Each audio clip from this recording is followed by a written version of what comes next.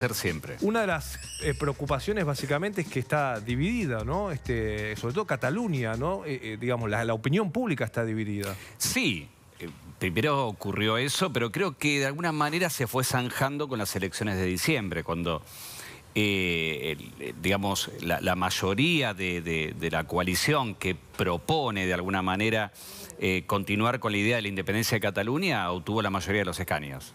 Entonces eso fue, y lo hizo sin Puigdemont.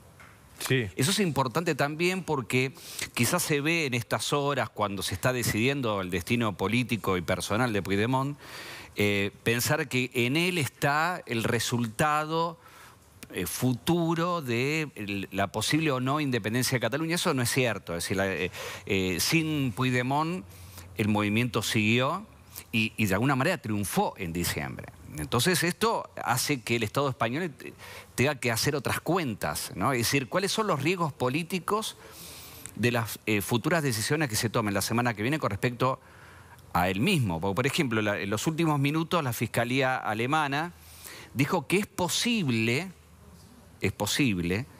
que el martes no se resuelva el destino de Puigdemont y que pase a una libertad vigilada, es decir, que lo saquen de la cárcel. Claro. Y pase una libertad vigilada mientras se define el destino, que sería lo más lógico. Recordemos que los abogados pidieron que Puigdemont se quede en Alemania, no quiere ser extraditado a España. Absolutamente, ¿no?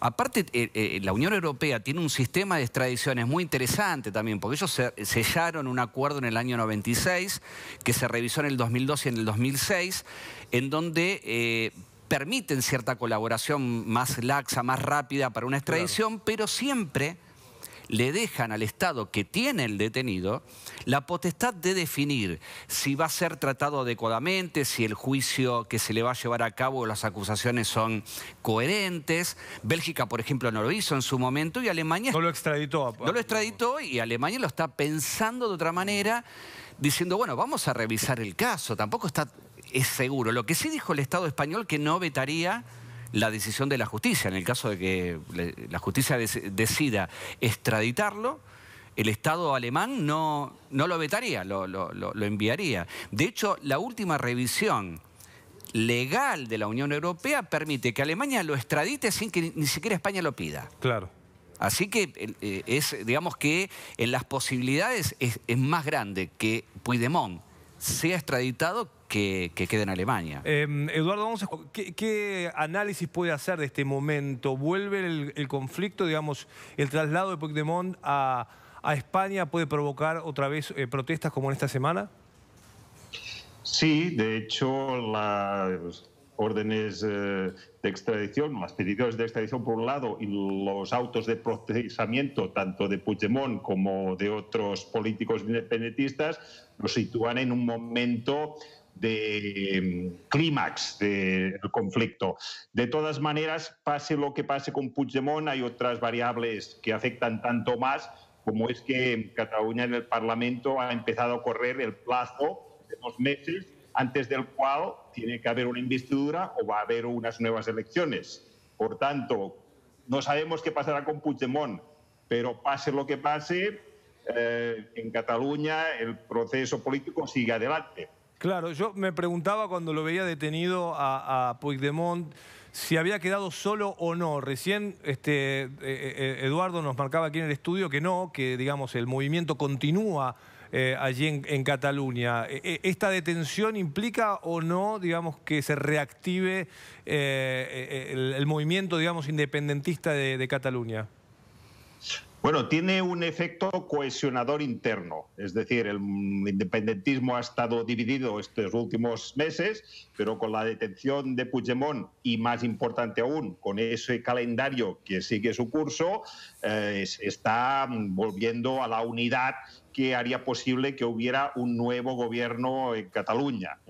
De todas formas, está claro que tanto el caso Puigdemont como los restantes políticos que están fuera de España y que se ha pedido su extradición, eso está provocando más tensión y más un efecto colateral sobre la política española.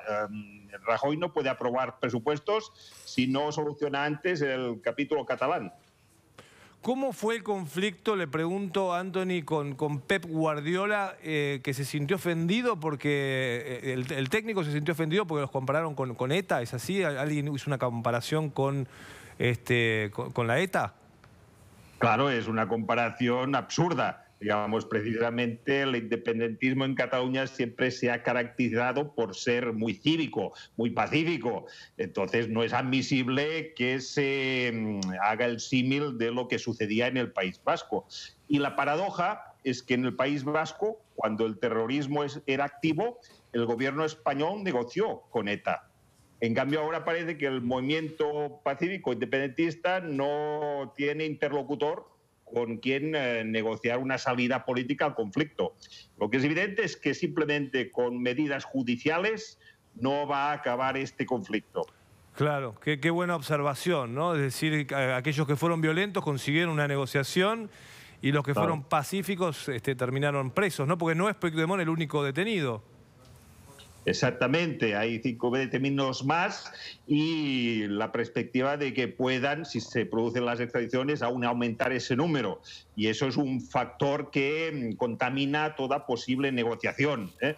Y ahí hay un problema que tiene difícil resolución, porque efectivamente la justicia española es independiente del gobierno, pero tiene su propia agenda. Entonces, ahora mismo a Rajoy le interesaría que hubiera algún tipo de arreglo, de negociación que permitiera nuevo gobierno en Cataluña y a él aprobar sus presupuestos. Y eso está muy dificultado por el hecho de que hay personas en prisión.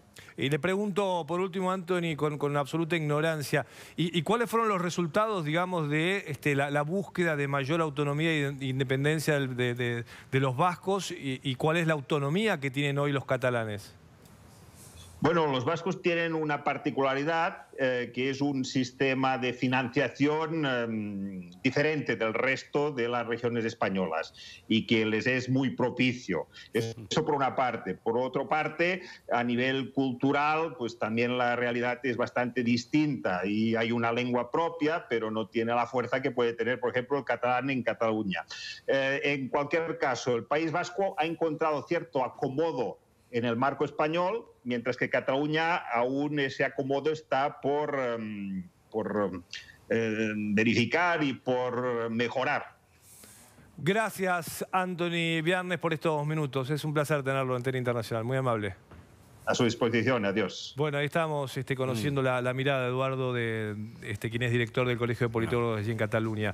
Yo tenía esa duda, ¿no? Porque, claro, digo, no quiero reducir, pero no es todo por dinero, digamos, la pelea catalana, ¿o sí? No, gran parte es todo por el presupuesto que puedan manejar España y Cataluña, ¿no? Que tiene ciudades muy poderosas. Obviamente. Como Barcelona. No, obviamente. Primero, que los vascos tuvieron un rescate económico. Eso, España los ayudó. Claro, exactamente. Ojo, los catalanes también, porque cuando Puigdemont entró en 2016 les dieron 70.000 millones de euros para resolver algunos temas económicos que dejaba la administración anterior.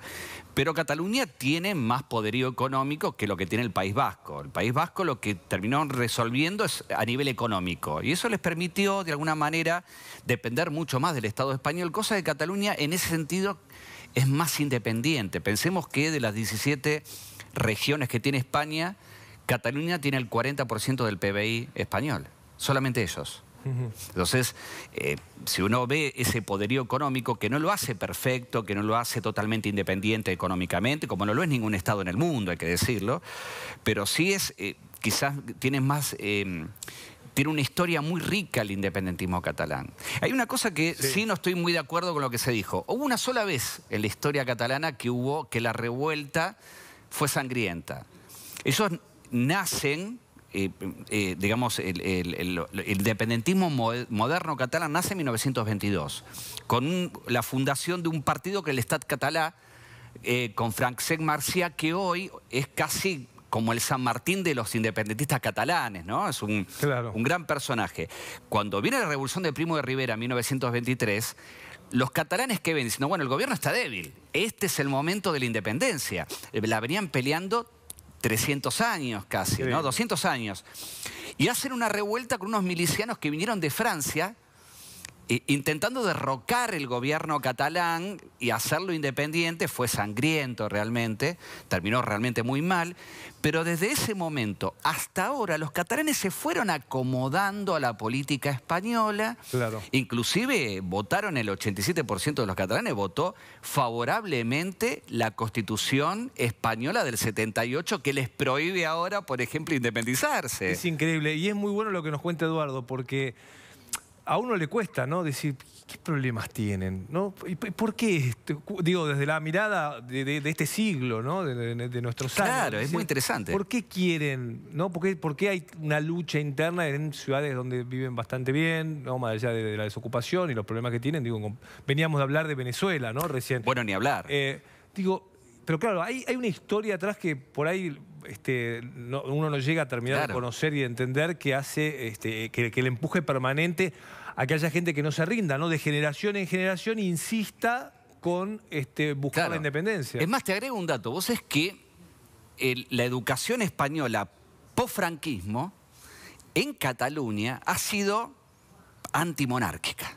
Es decir, la persona que tiene 30, 40 años ahora creció con la idea de que el rey era lo peor que te podía pasar. Claro. Entonces, estos movimientos que tenemos ahora son movimientos instruidos. Instruidos, son muy intelectuales y tiene todo un pensamiento, un raigambre que parte desde 1714, cuando los catalanes no reconocen al rey Felipe V de España, porque ellos tenían otro candidato que era un Habsburgo, Carlos de Habsburgo, y a partir de ahí sintieron ese movimiento catalán de que Cataluña era invadida por el Estado español. Eso volvió en la década del 20, del siglo XX, y post-franquismo fueron educados así, como un Estado ocupado, para que se entienda, ¿no? Que no, conocer la historia es maravilloso. Es increíble. ¿Y cómo, digo, vos que conocés tanto la historia, cómo te imaginás que pueden ser los próximos años? Es decir, porque digo, como lo planteás, da la sensación de que nadie se va a rendir acá. No. Y por eso yo te hablaba al principio como una especie de bloqueo, ¿no? Ni España quiere darles independencia, ni los catalanes quieren... por eso digo, ¿qué te imaginás para los próximos años? Mira, esto no creo que se resuelva en una cuestión de meses. No. A ver, el peor error que podría cometer a futuro el Estado español es generar nuevos mártires.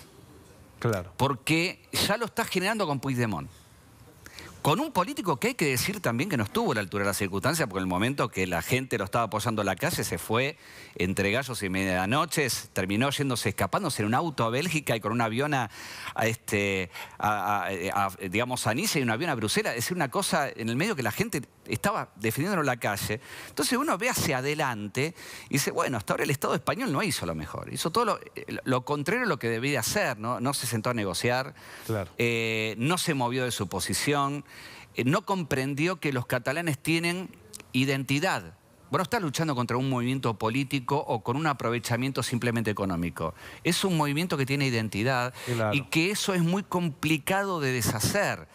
Todo depende de la calidad de políticos que tengan los catalanes a futuro y cómo quieran resolver. ¿Tiene futuro para vos Puigdemont o no? Yo no creo que tenga mucho, pero no muere ahí. ¿Le perdieron el respeto por cómo se fue? No, yo creo que le tienen a Puigdemont más respeto dentro de Cataluña que lo tenemos afuera. Porque no lo vimos muy bien la fuga de él. Pero el movimiento independentista catalán aún lo reclama como el presidente. De hecho, veíamos cómo los diputados del Parlamento catalán lo seguían reivindicando como su líder, la mayoría, ¿no? Y él, según nos contaba recién Mariana Cócaro, hoy mismo, en estas horas, se reivindicó él mismo, ¿no? Como líder, como diciendo, voy a seguir luchando. Sí, pero puede no ser él. El movimiento ha crecido, ha madurado el movimiento catalán, no se desvió hacia la violencia como el vasco, lo hace más legítimo a la postura. Le podés preguntar a un independentista catalán cuál es su historia y te la puede contar, que no es un capricho, que no es solamente una cuestión económica de tener grandes viñedos o grandes empresas tecnológicas y que se enojan cuando tienen que poner demasiado de coparticipación y le vienen 2 centavos. Eso es real, es cierto, pero hay una identidad que lleva 300 años y que se ha fortalecido en los últimos 100 y es difícil de desmantelar. Entonces, en segundos, si es que podés darnos la idea, ¿cómo va a ser ese futuro? Entonces, ¿va a seguir en esta pulseada? La pulseada va a estar. lo único que no se sabe es qué nivel de violencia puede haber en esa pulseada. Y yo creo que ahí está la carta del Estado español de cómo juega la negociación, porque el catalán siente que hoy llegó a mucho, que hace rato que no se planteaba, no había llegado tan lejos y no creo que quiera ir hacia atrás. El Estado español es el que tiene la última carta. 90 heridos en la marcha esta semana. Por eso.